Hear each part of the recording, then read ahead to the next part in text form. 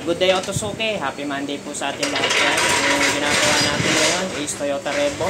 Diagnose natin yung bakit kinain yung rotor disc, tsaka lumulusot daw ang kanyang preno. Ayan, tara, diagnose natin. Ito yung nagpa-schedule nung Sabado. Sabi niya Lunes daw. Let's go.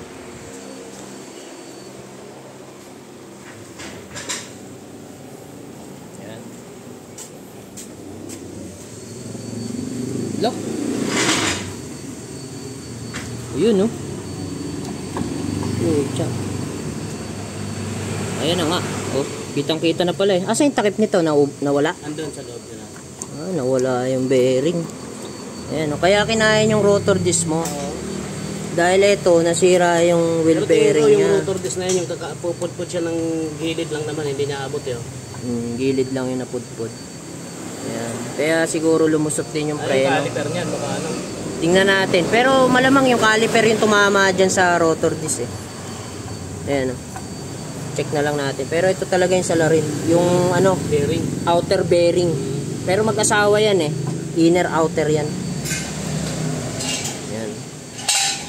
Sabay na rin natin yung kabila. Wasak na wasak. Nawala yung bearing. Nawala yung bearing. Tanggalin na lang natin.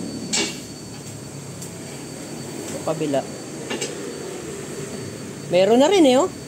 Ha? Meron na rin, oh. Meron na rin? Oo. Ayan, oh.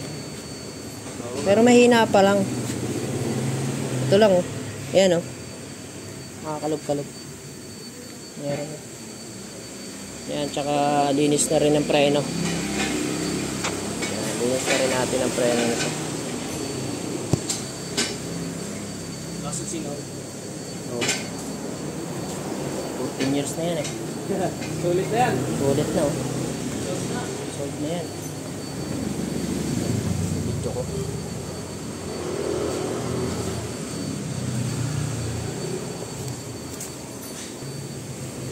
Ayan, bali tatanggalin natin yung yung wheel hub para palitan natin yung wheel bearing.